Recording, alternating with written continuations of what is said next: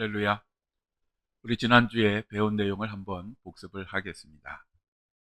에스라서와 느헤미야서는 구약 시대의 마지막에 관한 그러한 이야기입니다. BC 586년에 바벨론 제국의 침공으로 예루살렘 성과 성벽과 성전이 완전히 무너지고 다윗 왕조가 끊어진 것 같은 그러한 시대에 우리 하나님께서 그 모든 것들을 어떻게 회복시키시는지를 이야기를 하고 있습니다. 특별히 에스라서와 느헤미야서는 하나님의 주권을 강조를 합니다. 그래서 두 책에서 중요한 단어가 하나님의 손이라고 하는 것입니다. 하나님의 손이 모든 역사를 주관하십니다. 인간들이 생각하기에는 인간들이 역사를 주관하는 것 같아도 그 이면에는 하나님의 손이 있는 것입니다. 에스라는 종교 지도자였습니다. 반면에 느헤미야는 정치 지도자였습니다.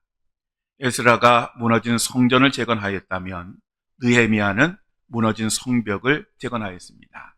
그 과정에서 느헤미야는 아주 탁월한 리더십을 보여줍니다. 느헤미야의 전체 주제는 세 번째 위대한 재건자입니다.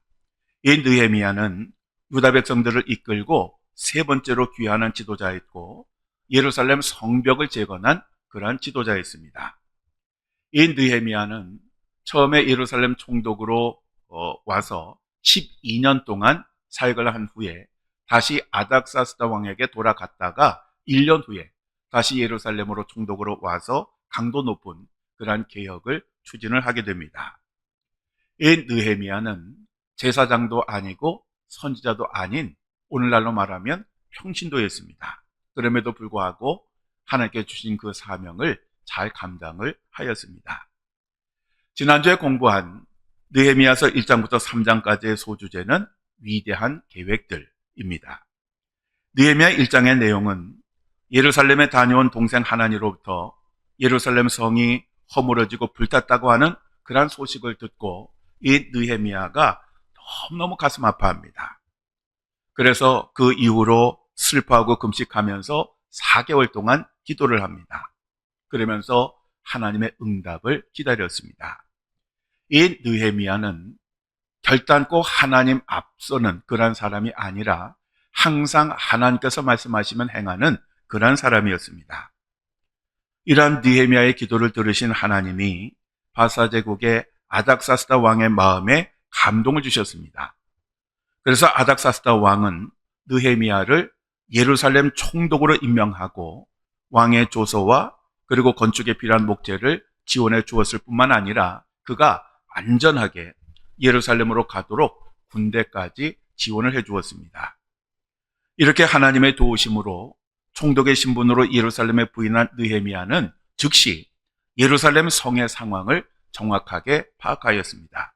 그리고 이것을 바탕으로 성벽을 재건할 계획을 구체적으로 세웠습니다. 느헤미야는 먼저 정확한 상황 파악을 한 후에 유다 백성들이 예루살렘 성벽을 재건해야 하는 이유를 제시를 하였습니다. 그러자 유다 백성들이 일제히 일어나 건축하자라고 그렇게 외쳤습니다. 바로 이것이 유다 백성들을 움직여 무너진 예루살렘 성벽을 재건한 그러한 이유였습니다. 그런데 그림에서 보시는 것처럼 이 느헤미야가 성벽을 재건하는 데 방해하는 사람들도 있었지요.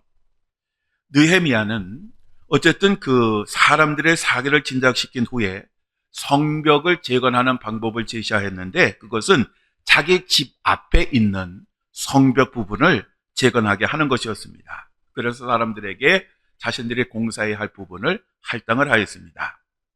그리고 예루살렘 성 밖에 사는 사람들도 있었는데 그들에게는 이제 그 벽 근처에 집이 없는 부분, 바로 그 부분을 할당을 해서 공사를 하도록 했습니다. 그런데 예루살렘 성벽 재건을 방해하는 대표적인 세력 세 사람이 있었습니다. 하나는 산발랏이고 하나는 도비아하고 하나는 게셈이었습니다. 이들은 유다 백성들을 업신여기고 비웃었습니다. 그들이 하는 얘기는 유다 사람들은 그런 것을 할 만한 사람들이 아니다 라고 그렇게 이야기를 하면서 그들은 더불어서 그 예루살렘 성벽을 재건하는 것은 바사 제국에 대한 반란을 준비하는 것이다라고 그렇게 주장을 하였습니다. 그들은 이렇게 함으로써 유다 백성들이 성벽을 재건할 의지를 꺾으려고 하였습니다. 그렇지만 느헤미야는 이들의 방해 공작을 무력화시킵니다. 그리고 느헤미야 3장은 예루살렘 성벽과 문을 재건하는 그러한 이야기입니다. 느헤미야 3장에는 예루살렘 성벽을 재건했던 사람들의 이름과 내용이 기록되어 있습니다. 예루살렘 성벽 재건은 느헤미야 혼자 한 것이 아니라 위로는 하나님의 감동하심, 그리고 이방인이었던 아닥사스다 왕의 적극적인 지원, 그리고 실제로 공사에 참여한 수많은 유다 사람들이 있었기 때문에 가능한 것입니다. 특이한 것은 예루살렘 성 밖에 사는 사람들도 이 공사에 적극적으로 참여했다는 것입니다. 사실 이들은 예루살렘 성벽이 완성이 되어도 혜택을 볼 수 없는 그러한 사람들이었습니다. 그럼에도 불구하고 그들은 적극적으로 참여하였습니다. 왜냐하면 예루살렘 성벽은 단순히 안전을 위한 울타리가 아니라 그들의 정체성을 지켜주는 그러한 울타리였기 때문입니다. 어쨌든 이 느헤미야의 지도력을 정리를 하면 다음과 같습니다. 첫째로 느헤미야는 기도하는 지도자였습니다. 그래서 그는 모든 일을 시작할 때와 끝날 때 반드시 기도를 하였습니다. 두 번째로 느헤미야는 상황 파악을 잘하는 그런 지도자였습니다. 그리고 세 번째는 느헤미야를 따르는 사람에게 아주 적절한 동기와 비전을 제시하는 그러한 지도자였습니다.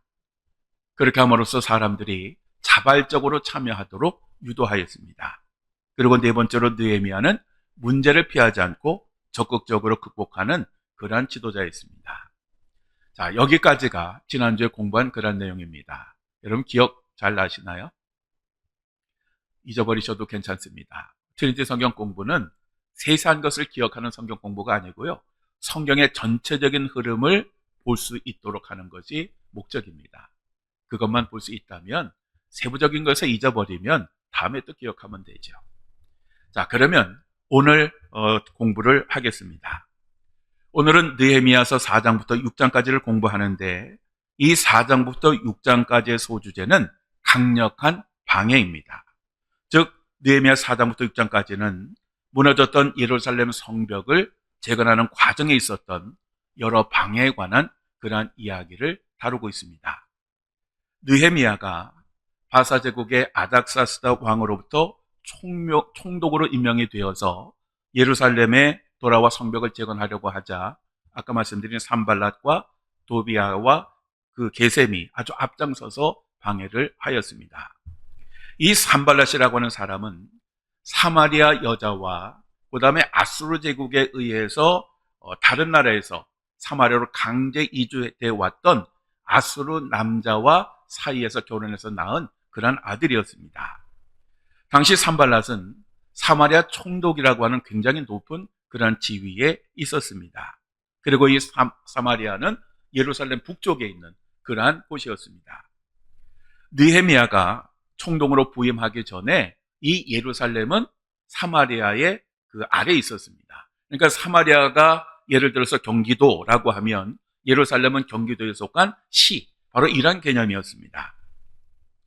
그래서 이 예루살렘은 산발랏의 관할 하에 있었기 때문에 이 산발랏은 이 예루살렘에 굉장히 민감했습니다. 그리고 이 산발랏은 후에 대제사장 엘리야십 가문의 제사장을 사위로 둡니다.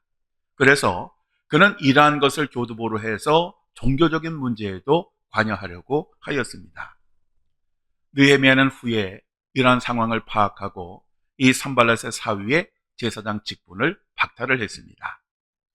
그리고 산발랏을 도와서 성벽 재건을 방해했던 사람이 도비아인데, 이 도비아는 암몬 사람이었습니다. 그리고 산발랏 밑에서 고위 공직자로서 그런 생활을 했던 사람입니다. 이 사마리아가 예루살렘의 북쪽에 있었다라고 하면 이 암몬은 예루살렘의 동쪽에 있는 그런 나라였습니다. 이 도비아는 유대인의 사위였습니다. 그래서 이 도비아는 예루살렘 성전이 그들의 방해에도 불구하고 건축된 후에, 그래서 성전 뜰에 있는 방 하나를 얻어서 그곳에서 생활을 했습니다. 그리고 그걸 생활을 하면서 종교적으로 많은 영향을 미치려고 했는데 후에 느헤미야가 이것을 알고 그 방에서 쫓아내게 됩니다. 이 도비아는 느헤미야의 그 동향하고 그리고 예루살렘 성벽 건축이 어떻게 진행되는지 정보를 파악해서 산발랏에게 제공을 하고 방해를 했던 그런 사람이었습니다. 그리고 게셈이라고 하는 사람은 아라비아 사람인데 이 아라비아는 예루살렘 남쪽에 있는 그러한 곳이었습니다. 그리고 아스돗 사람이라고 하는 것이 나오는데 이 아스돗은 블레셋의 5도시 가운데 하나의 도시였고 예루살렘에서 기준으로 하면 서쪽에 있는 그러한 나라였습니다. 그러니까 당시 그 예루살렘 성벽을 방해하는 사람들이 동서남북 완전히 둘러서 예루살렘을 둘러서 방해를 하고 있었던 것입니다. 그러면 구체적으로 느헤미야서 4장부터 6장까지를 한번 살펴보겠습니다. 유다 사람들이 성벽을 재건한다고는 소식을 들은 사마리아 총독 산발랏은 격분을 합니다. 그래서 자신의 친구들과 군인들 앞에서 유다 사람들의 성벽 재건은 말도 되지 않는 이야기라고 조롱을 합니다. 그러자 마침 옆에 있었던 도비아가 거두는데 뭐라 그러냐면 저들이 건축하는 성벽은 여우가 올라가도 곧 무너질 것이다 라고 그렇게 이야기를 했습니다. 보통 사탄이 우리들이 하나님의 사역을 하는데 방해하는 그러한 방법 중에 하나가 먼저 우리들의 힘을 빼는 것입니다. 즉 그것은 비웃음을 통해서 우리가 그 일을 하고자 하는 그러한 의욕을 떨어뜨리게 하는 것입니다. 예를 들면 네가 그것을 감당하겠어? 네가 가진 것이 있어? 네가 능력이 있어? 결국 너는 해도 실패하고 말 거야 라고 하는 그런 생각을 가지게 합니다. 즉 우리로 하여금 우리를 통해서 역사하실 성령의 능력을 보게 하는 것이 아니라 우리 자신의 형편, 우리 자신의 조건을 보게 하고 낙심하고 스스로 주저앉게 만드는 것입니다. 이렇게 그 성벽을 재건하는데 사람들이 방해한다라고 하는 그런 이야기를 듣고 느헤미야가 하나님 앞에 이렇게 기도를 합니다. 우리 하나님이여 들으시옵소서. 우리가 업신여김을 당하나이다. 원하건대 그들이 욕하는 것을 자기들의 머리에 돌리사 노략거리가 되어 이방에 사로잡히게 하시고 주 앞에서 그들의 악을 덮어두지 마시며 그들의 죄를 도말하지 마옵소서. 그들이 건축하는 자 앞에서 주를 노하시게 하였음이니이다 라고 합니다. 즉 느헤미야는 방해꾼들이 조롱하는 말이 오히려 그들 자신에게 돌아가게 하셔서 그들이 외국 나라의 호로가 되게 하시고 그들의 악을 묵인하거나 용서하지 말아달라고 그렇게 하나님께 간절히 기도를 드렸습니다. 그런데 어쨌든 이 유다 사람들은 방해꾼들의 조롱과 비난에도 불구하고 열심히 성벽을 공사를 해서 반 정도까지 진도가 나가게 됩니다.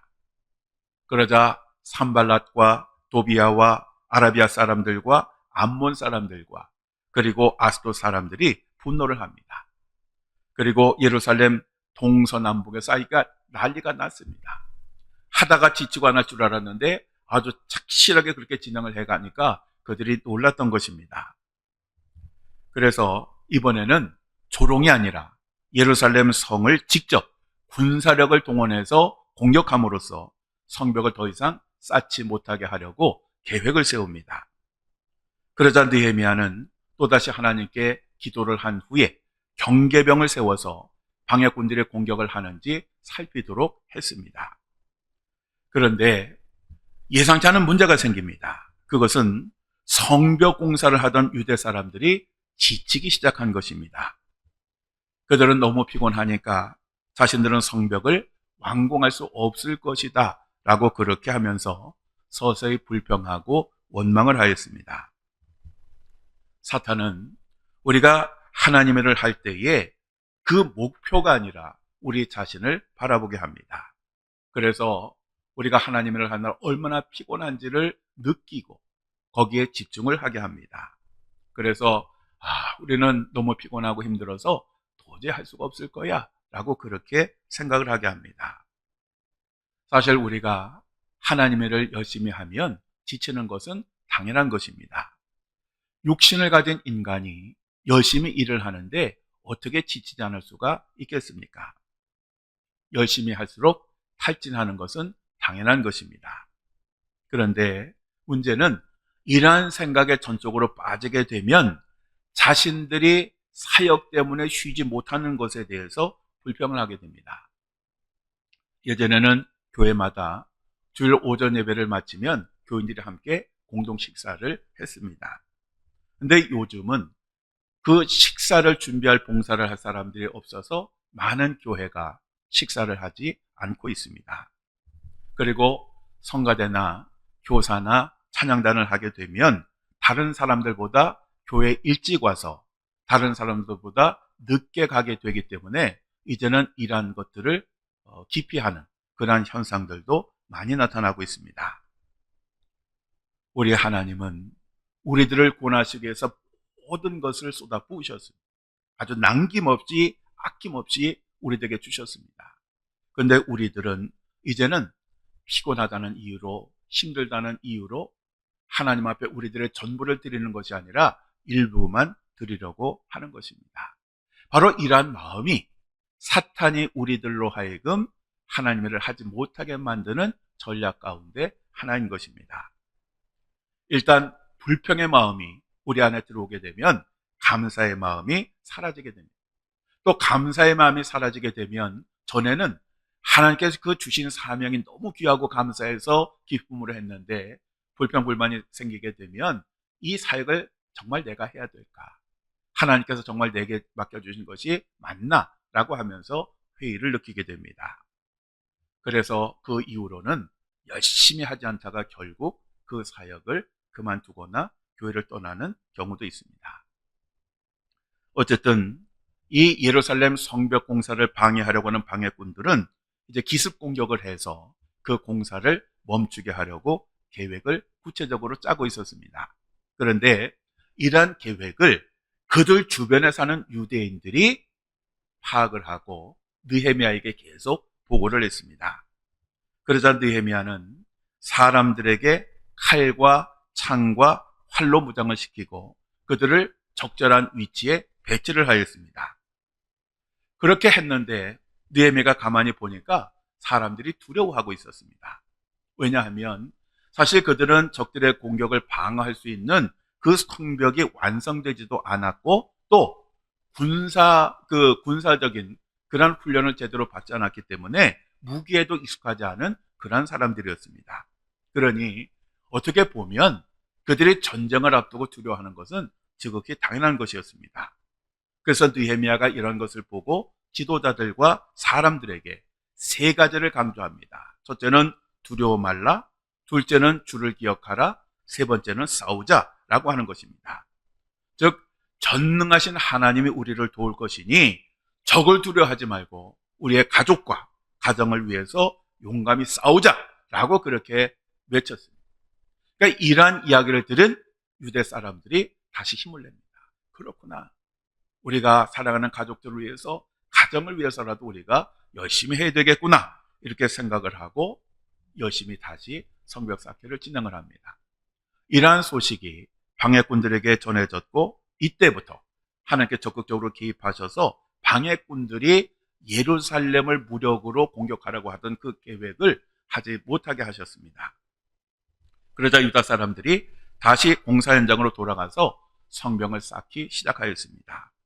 다만 이때부터 유다 사람들은 언제든지 전투를 치를 수 있도록 반은 성벽을 쌓고 반은 전투를 준비하고 경계를 섰습니다. 그리고 지도자들은 사람들 뒤에서 지원하는 그러한 역할을 충실히 감당을 하였습니다. 그리고 공사를 하는 사람들도 그 허리 칼을 차고 그렇게 일을 했습니다. 느헤미야는 여기에다가 나팔을 부는 사람들을 추가로 세웠습니다. 그래서 만일 적들이 공격하면 사방에 흩어져 있는 사람들에게 빨리 그것을 알리고 모아야 되니까 그래서 나팔병들을 세웠습니다. 그리고 백성들에게도 만약에 나팔 소리가 들리면 즉시 자신 있는 곳으로 모이라고 신신당부를 해두었습니다. 또 뿐만 아니라 예루살렘 성 밖에 살던 유대 사람들도 예루살렘 성 안에 들어와서 낮에는 성벽 쌓는 일을 하고 밤에는 경비를 서게 하였습니다. 그리고 느헤미야와 함께하는 모든 사람들도 밤에도 옷을 벗지 않고 무장한 채 성벽 공사를 진행을 하였습니다. 이렇게 해서 성벽 재건 공사가 한참 진행되고 있었는데 또 다른 문제가 생기게 됩니다. 그것은 이전에는 모든 문제가 외적인 문제였는데 이번에는 내적인 문제가 생깁니다. 사실 외적인 문제보다 더 심각한 것이 내적인 문제입니다. 문제가 뭐냐 하면 가난한 사람들이 성벽 공사를 하다 보니까 경제적인 문제가 심각해진 것입니다. 즉 그들은 성벽 공사를 하느라 일을 제대로 하지 못했고 일을 제대로 하지 못하니까 수입이 적었고 그래서 생계에 먹고 사는데 문제가 생긴 것입니다. 그래서 그들은 지도자들을 불평하기 시작했습니다.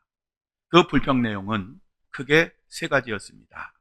첫째는 자녀들이 많은데 먹고 살기 위해서 성벽 공사가 아니라 곡식을 구하는 일을 해야 한다라고 하는 그런 주장입니다. 당연한 것이지요. 성벽 공사를 한다고 누가 월급을 주는 것이 아니니까 가난한 사람들에게 생계 문제는 굉장히 심각한 것입니다. 두 번째로 밭이나 포도원이나 집을 담보로 빚을 얻었는데 이것으로 곡식을 구입한 것이 아니라 세금으로 바쳐야 한다라고 하는 그러한 불만이었습니다.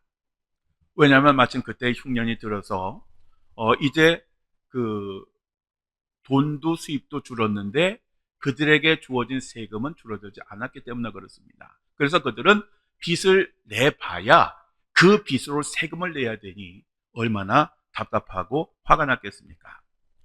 그 다음에 세 번째는 예루살렘 성벽을 재건할 때 흉년이 들었는데 그 식량을 얻기 위해서 이제 밭이나 포도원이나 집을 담보로 빚을 얻었었습니다. 문제는 빚을 갚을 능력이 없었기 때문에 담보로 잡았던 밭이나 포도원이나 집이 넘어가게 되었을 뿐만 아니라 그래도 빚을 못 갚아서 자녀들을 종으로 팔아야 했다라고 하는 그러한 불만이었습니다. 이 가난한 사람들이는 삼중고에 관한 이야기를 듣고 느헤미야가 얼마나 분노하고 화가 났는지 모릅니다. 왜냐하면 그 자체도 문제였지만 이렇게 가난한 사람들의 어려운 형편을 이용을 해서 고리대금업을 해서 일부 사람들이 부를 쌓고 있었기 때문입니다. 그래서 느헤미야는 즉시 귀족들과 민장들을 소집했습니다. 이 민장들이라고 하는 것은 관리들을 가리키는 것입니다. 이들을 소집한 이유는 이들이 가난한 사람들을 대상으로 고리대금업을 하고 있었기 때문입니다. 그래서 느헤미야는 그렇지 않아도 이방 사람들의 손에서 유다 사람들을 도로 찾아왔는데 어떻게 그 사람들을 동족의 손에 팔리게 하느냐라고 그렇게 책망을 했습니다. 그러면서 자신과 부하들도 돈과 양식을 가난한 사람들에게 빌려주었는데 이제 우리 이자도 받지 말고 가난한 사람들은 당장 먹을 것이 필요하니까 전당을 잡은 것이나 돈이나 양식이나 새 포도주나 기름의 100분의 1은 당장 바로 돌려주자. 그래서 그들이 그 위기를 모면하도록 하자라고 그렇게 이야기를 했습니다. 그러면서 덧붙이기를 만일 그렇게 하지 않으면 하나님이 귀족들이나 관리들에게도 그렇게 하셔서 너희들도 그들처럼 빈손이 되게 하실 것이다 라고 말을 했습니다. 이러한 이야기를 들은 귀족들과 민장들은 모두가 아멘 하고 하나님을 찬송하고 느헤미야의 말대로 행함으로써 그 위기를 벗어날 수가 있었습니다. 이 느헤미야의 말에 권위가 있었던 것은 하나님이 함께 하셨기 때문일 뿐만 아니라 이 느헤미야가 모든 사람들에게 본이 되는 삶을 살았기 때문입니다. 이 느헤미야는 총독이라는 신분을 가지고 있었지만 매우 청렴한 생활을 했습니다. 첫째로 이 느헤미야와 형제들은 12년 동안 총독으로 있으면서 즉 월급을 거절했습니다. 그리고 또한 이전의 총독들은 백성들의 것을 빼앗고 압제하였지만 이 느헤미야는 하나님을 경외하였기 때문에 그렇게 하지 않았습니다. 두 번째로 느헤미야는 땅을 사지 않았습니다. 즉 이 말은 개인적인 이익을 추구하지 않았다라고 하는 것입니다. 요즘 우리나라의 경우 새로운 도시가 개발되게 되면 관련 공무원들이 그 정보를 이용해서 사촌, 팔촌들에게 다 연락을 해서 개발된 그 땅을 미리 사도록 합니다. 그리고 자신도 사고 싶은데 자신의 이름으로 땅을 사면 나중에 걸리게 되니까 아주 교모하게 다른 사람들의 이름을 이용해서 그 땅을 사서 결국 투자를 하고 부자가 됩니다. 느헤미야는 절대 그렇게 하지 않았습니다. 세 번째로 종자들도 성벽 공사에 힘을 다하였습니다. 종자들이란 이 느헤미야를 보좌하는 그런 사람들이었습니다. 어떻게 보면 이들은 막강한 권력을 가진 사람들이었는데 이들도 직접 성벽 공사에 힘을 보탰던 것입니다. 느헤미야는 예배 없이 공사에 투입을 하여 일반 백성들로 하여금 열심을 다할 수 있도록 그렇게 독려를 하였습니다. 네 번째로 느헤미야는 매일 유다 사람들과 민장들과 공사에 참여한 그 이방 사람 150명에게 돌아가면서 식사를 대접하였습니다. 그 높으신 신분을 가진 총독이 자기들에게 정성을 다하여 식사 대접을 하였으니 그 식사를 얻어먹은 사람들의 그 기분이 얼마나 좋았겠습니까? 그리고 그들은 그렇게 귀한 식사 대접을 받았기 때문에 성벽 공사를 열심히 하지 않을 수가 없었습니다. 그렇지만 느헤미야의 입장에서 본다고 하면 하루 이틀도 아니고 매일 150명의 식사를 대접하는 것은 결코 쉬운 것이 아니었습니다. 그럼에도 불구하고 매일 그렇게 식사 대접을 함으로써 독려를 했던 것입니다. 다섯 번째로 이 느헤미야는 항상 기도를 하였습니다. 느헤미야서를 보면 느헤미야가 기도를 했다는 말씀이 여러 번 나옵니다. 하여간 느헤미야는 기도로 시작해서 기도로 마치는 그런 사람이었습니다. 느헤미야 5장 19절에 내 하나님이여 내가 이 백성을 위하여 행한 모든 일을 기억하사 내게 은혜를 베푸시옵소서라고 기도하고 있는데요. 이 느헤미야가 왜 이렇게 정성을 다하고 희생을 다하면서 예루살렘 성벽 공사에 열심히 할 수 있었느냐? 그 이유는 이 느헤미야는 이 땅에서의 삶이 아니라 하나님 나라에서의 삶을 바라보는 그러한 사람이었기 때문입니다. 그래서 늘 그는 소망을 하늘에 두었고 그래서 그러한 그 마음으로 열심을 다하여 이 사역을 감당을 했던 것입니다. 이렇게 해서 느헤미야와 유다 사람들은 그 내적인 위기, 내적인 그런 갈등으로 인해서 분열되고 갈라지고 성벽 공사를 멈출 수 있는 그러한 위기를 잘 넘어서게 되었던 것입니다. 자, 그래서 느헤미야 이제 6장으로 넘어갑니다. 6장으로 넘어가면 느헤미야에 대한 시험, 그리고 성벽 공사의 완성에 대한 그러한 이야기가 나옵니다. 즉 이들은 외적인 그러한 위기, 그리고 내적인 위기를 잘 넘겼습니다. 그랬더니 그 다음에 오는 공격이 뭐냐 하면 지도자 개인에 대한 그러한 공격이었습니다. 사실 지도자가 쓰러지면 따르는 모든 사람들도 쓰러집니다. 그래서 성도들은 목회자를 지켜주어야 합니다. 사실 담임 목사도 인간이기 때문에 허물이 없을 수가 없고 잘못이 없을 수가 없습니다. 그런데 만약에 성도들이 목회자에게 완벽함을 기대한다고 하면 어떤 사람도 목회자로서 그 앞에 설 수가 없습니다. 오래전에 평안도의 어느 교회에서 있었던 실화입니다. 그 교회에 젊은 목회자가 부임을 했습니다. 모든 교인들은 좋은 목회자가 왔다고 얼마나 좋아했는지 모릅니다. 그리고 그 교회는 아주 활기가 넘쳤습니다. 그런데 하루는 청년들이 교회 마당에서 공놀이를 하고 있었습니다. 근데 어느 청년이 화장실이 너무 급해서 그 마당 끝에 있는 화장실 문을 노크도 없이 활짝 열었습니다. 그런데 그 안에는 새로 오신 젊은 담임 목사님이 담배를 피우고 이를 보고 있었습니다. 그 청년이 얼마나 놀랐겠습니까? 또 그 목사도 얼마나 놀랐겠습니까? 이 소문은 온 교회에 금방 퍼졌고 교회가 발칵 뒤집혔습니다. 교인들을 흥분해서 담배를 피우는 목사는 위선자이니까 제단에 절대로 세울 수가 없으니 당장 쫓아내자고 그렇게 난리였습니다. 그래서 그 문제로 교회에 재직회가 열렸습니다. 모든 재직들은 한 목소리로 가짜 목사, 사꾼 목자를 당장 쫓아내자고 동의하였고 또 많은 사람들이 제청하였습니다. 일사천리로 그 회의가 진행이 되었고 이제는 가결 직전에 이르렀습니다. 바로 그때에 아무 말 없이 침묵을 지키시던 장로님이 일어나셔서 이렇게 말씀하셨습니다. 여러분의 뜻을 저도 동의합니다. 목사님을 내보냅시다. 담배를 피우는 목사님을 내보내야지요.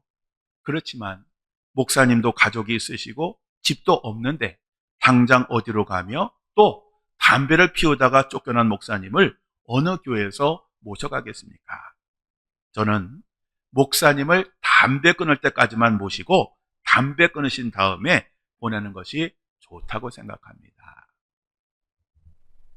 재직들은 장로님의 고관 그 신앙 인격에 감복이 되었고 그래서 장로님 말씀처럼 목사님이 담배를 끊을 때까지만 모시는 것으로 결의를 하였습니다. 이제 공은 목사님에게 넘어갔습니다. 당장 쫓겨나지 않아서 우선 살 길은 열렸지만 문제가 뭐냐면 다음 주부터 재단에서 설교를 하는 것이 문제였습니다. 얼마나 난감했는지 모릅니다. 그래서 고민 끝에 매일 밤을 새우며 교회에서 재단에 엎드려 눈물을 흘리며 회개하며 하나님께 부르짖어 기도하였습니다. 목사님은 그렇게 기도하다가 성령의 뜨거운 불을 받게 됩니다. 눈물 콧물 흘리며 기도하다가 완전히 새 사람으로 거듭나게 된 것입니다. 드디어 주일이 되었습니다. 목사님이 제단에 서서 설교를 하였는데 그 설교는 이전에 했던 설교와는 아주 질적으로 달랐습니다. 그 설교는 회개로 시작하는 그런 설교였습니다. 여러분, 저는 가짜 목사입니다. 먹고 살기 위하여 목사가 된 사꾼 목자입니다. 그리고 저는 담배를 피우는 죄뿐만 아니라 사실은 얼마나 많은 죄를 숨어서 했는지 모릅니다. 저는 이중인격자요 위선자입니다. 저는 하나님의 제단을 모독한 죄인입니다. 저는 하나님께 정말 용서를 빌었습니다. 그리고 하나님은 저를 용서해 주셨습니다. 여러분도 저를 용서해 주시기를 바랍니다. 모든 교인들은 이렇게 시작된 목사님의 그 설교에 너무너무 큰 은혜를 받았습니다. 그리고 그날 같이 울면서 자기 자신들의 죄를 고백하고 그 교회에 아주 회개의 눈물이 흘러넘쳤습니다. 그날 이후로 그 교회는 정말 뜨겁게 부흥하는 그러한 교회가 되었습니다. 몇 달 후에 그 교회에서 재직회가 열렸습니다. 장로님은 이제 목사님이 담배를 완전하게 끊었으니 이전 재직회 때 결의한 대로 이젠 교회에서 쫓아내자라고 그렇게 말을 했습니다. 그러자 교인들이 아주 결사반대하였습니다. 교인들이 말하는 것은 이렇게 훌륭한 목사님을 우리가 어디에서 모셔올 수 있겠느냐라고 하는 것이었습니다. 그러면서 계속 우리 이 목사님을 담임 목사님으로 모시자라고 그렇게 주장을 하고 결의를 하였습니다. 결국 그 교회는 담임 목사님을 계속 모시게 되었고 큰 부흥을 일으켰다라고 합니다. 성전 재건을 결사반대하던 방해꾼들은 성벽 공사가 계속 중단되지 않고 진행이 되자 아주 속이 탔습니다. 그래서 산발락과 게셈이 사람을 보내서 느헤미야를 오노 평지에 있는 어느 마을에서 만나자고 제안을 하였습니다. 이 오노 평지는 요빠 동남쪽 11km 지점에 있는 곳으로서 예루살렘으로부터 아주 먼 곳에 있는, 여러분 지도에서 보시는 것처럼 아주 먼 곳에 있는 그러한 곳이었습니다. 이 산발락과 게셈이 바로 이렇게 먼 거리로 느헤미야를 불러낸 것은 이곳에 오면 직접 죽이려고 했기 때문입니다. 그렇지만 느헤미야는 지금 성벽 재건이라고 하는 아주 중요한 일을 하고 있기 때문에 내가 자리를 비울 수 없다라고 그렇게 거절을 합니다. 그렇지만 이 산발락과 게셈은 포기하지 않고 계속해서 사람을 보냅니다. 4번이나 시도했는데 4번 다 실패했습니다. 그러니까 5번째는 이번은 어떻게 했느냐 하면 그 편지를 보냈는데 봉하지 않은 편지를 보냈습니다. 이 봉하지 않은 편지를 보냈다라고 하는 것은 누구든지 꺼내서 읽을 수 있도록 했다라고 하는 그런 말입니다. 이 편지에는 이방 사람들 중에도 소문이 돌고 있고 특별히 아라비아 사람인 가스무가 느헤미야와 유다 사람들이 바사 제국에 대해서 반란을 일으키기 위해서 성벽을 건축하고 있고 또 그렇게 해서 이 느헤미야가 그곳에 왕이 되려고 한다라고 하는 그런 내용이었습니다. 그러자 느헤미야는 그런 말은 사실도 아니고 그런 말은 성벽 재건을 반대하는 사람들이 지어낸 것이다 라고 그렇게 응답을 하였습니다. 이렇게 해서 실패로 끝나게 되니까 이번엔 도비아와 산발랏이 느헤미야의 아주 절친한 친구인 스마야 선지자에게 뇌물을 주고 그를 매수를 합니다. 그래서 스마야가 아프다고 하여 느헤미야가 병문안을 갔더니 이 스마야가 하는 말이 자기 자신은 계시를 받았는데 방해꾼들이 느헤미야를 죽이러 직접 올 터이니 성전 외소로 들어가서 숨는 것이 좋겠다라고 그렇게 제안을 합니다.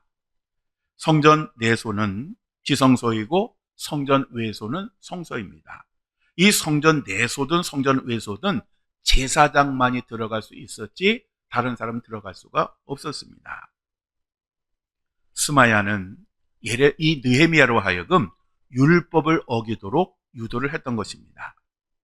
그렇지만 이 느헤미야는 총독일 뿐 사실 그는 제사장이 아니었습니다. 그래서 당연히 성소는 들어갈 수가 없었습니다. 사실 사울왕은 교만해서 번제를 직접 드렸다가 책망을 듣고 왕의 자리에서 쫓겨난 적이 있었습니다. 그렇지만 느헤미야는 자기 자신의 자리를 잘 지켰습니다. 느헤미야는 자기 자신은 제사장이 아니라서 성전 외소에 들어갈 자격이 없기 때문에 들어가지 않겠다라고 하면서 거절을 하게 됩니다. 만일 이때 느헤미야가 성전 외소에 들어갔다면 이 도비아와 산발랏은 느헤미야가 율법을 어겼다고 소문을 낼 것이고 그렇게 되면 유다 사람들은 성벽 건축을 멈추고 흩어질 것이라고 계산을 했던 것입니다. 사실 말세에는 거짓 선지자가 많이 설 것이라고 예수님께서 말씀하셨습니다. 목사라고 다 목사가 아닙니다. 요즘 이제 인터넷이 발달하고 이 SNS가 발달하다 보니까 유튜브에서 이상한 목사들이 설교를 하거나 주장을 하는데 이것을 듣거나 보고 여기에 빠지는 사람들이 정말 많습니다. 그래서 신앙생활 잘 하다가 어긋난 길로 가는 성도들이 정말 많습니다. 우리들이 이러한 이상한 목사들에게 빠지지 않으려면 우리는 하나님의 말씀을 바로 알아야 하고 정확히 알아야 합니다. 그리고 성령께서 항상 우리를 도와주셔서 영적인 분별력을 주셔야 합니다. 어쨌든 이처럼 외적인 시험과 내적인 시험 그리고 지도자에 대한 그러한 시험을 잘 이기고 계속 성벽을 건축해서 마침내 52일 만에 예루살렘 성벽 공사를 완성을 하게 됩니다. 그렇게 되자 어떻게 해서라도 성벽 공사를 방해하려던 대적들이 하나님께서 이루신 역사를 보고 매우 두려워하게 됩니다. 느헤미야 6장 16절에 우리의 모든 대적과 주위에 있는 이방 족속들이 이를 듣고 다 두려워하여 크게 낙담하였으니 그들이 우리 하나님께서 이 역사를 이루신 것을 알미니라 라고 말씀을 하고 있습니다. 그 중에 제일 낙심한 사람이 누구냐? 바로 암몬 사람 도비아였습니다. 이 도비아는 느헤미야가 총독으로 부임하기 전에 산발랏이 예루살렘을 관리하도록 보냈던 고위 관리였습니다. 이 도비아는 정략적으로 유다의 유력한 가문이자 제사장 가문의 딸과 결혼을 함으로써 유대 사람들에게 많은 영향을 미쳤고 이를 바탕으로 유다의 일부 귀족들과 내통을 하는 그러한 관계였습니다. 또 이 귀족 중에도 이 도비아에게 충성을 서약한 그러한 사람들도 있었습니다. 왜냐하면 이 도비아가 실세를 가지고 있으니까 이 도비아에게 잘 보여서 자기들도 부와 권력을 누리고자 했던 것입니다.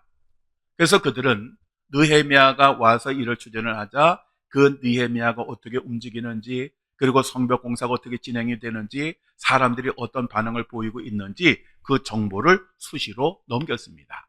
그래서 이 도비아는 바로 이러한 정보를 바탕으로 음모를 꾸몄을 뿐만 아니라 심지어는 그 귀족들에게 지령을 내려서 그 안에서 방해 공작을 하도록 그렇게 시키기도 했습니다.